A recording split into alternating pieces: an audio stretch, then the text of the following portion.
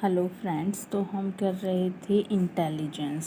तो आज इंटेलिजेंस के टॉपिक में हम कर रहे हैं थ्योरी ऑफ इंटेलिजेंस, यानी कि बुद्धि के सिद्धांत। ठीक है, ये मैं आपको साथ के साथ याद करवाने की भी कोशिश करूँगी। और बुद्धि इंटेलिजेंस से जो है कम से कम 3-4 क्वेश्चन पीजीटी, टीजीटी और पीआरटी में देखने को मिलते हैं।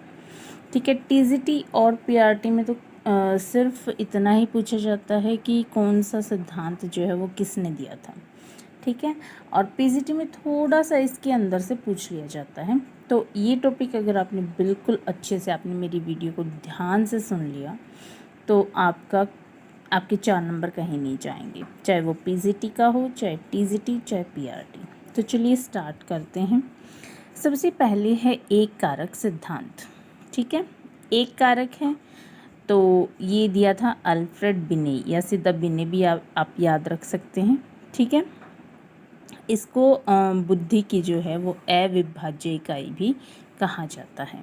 ठीक है, बिने एक छोटा सा नाम है तो उसने एक ही कारक दिया है। ठीक है, इस तरह से आप याद कर सकते हैं। द्विकारक सिद्धांत, इसको ट्रू फैक्टर थ्योरी भी बोलते हैं, टू फैक्टर थ्योरी, जो स्पीयरमैन दो ऐसे करके मतलब हम याद कर सकते हैं कि इस पूरे नाम को हम 2 बार में पढ़ते हैं, स्पीयरमैन। ठीक है, इसने द्विकारक दिया है, जिसने 2 कारक बताए हैं, एक जनरल फैक्टर, एक स्पेसिफिक फैक्टर। जनरल फैक्टर तो जो डेली लाइफ का रूटीन होता है हमारा, वो जनरल फैक्टर में आते हैं और ये जन्मजात होते हैं। स्पेसिफिक फैक्टर को अर्जित किया जाता है। ठीक है, ये अनुभव से कुछ नया सीखना, कोई नई किसी में टैलेंट हो, वो स्पेसिफिक फैक्टर में आता है। ठीक है, उसके बाद है त्रिकारक सिद्धांत। 2 और 3 कारक का सिद्धांत स्पीयरमैन ने ही दिया है लगातार, क्योंकि इन्होंने बाद में बताया था कि एक फैक्टर और भी आता है इसमें।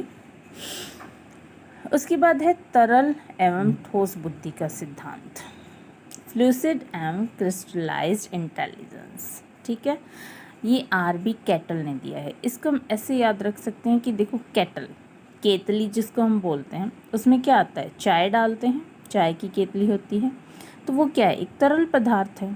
ठीक है, तो हम खाली ऐसे याद करने के लिए मैं ट्रिक बना रही हूँ कि केटल यानी कि तरल एवं ठोस बुद्धि का सिद्धांत, जिसमें जो फ्लूसिड है वो वंशानुक्रम यानी कि हेरिडिटी को रिप्रेजेंट करता है, और ठोस है, क्रिस्टलाइज्ड है, वो एनवायरनमेंट को बताता है। इन्होंने ही जीसी और जीएफ मॉडल का जिक्र किया है। आपको खाली इतना याद रखना है, जीसी जीएफ मॉडल जो है वो किसने दिया है, आरबी कैटल ने।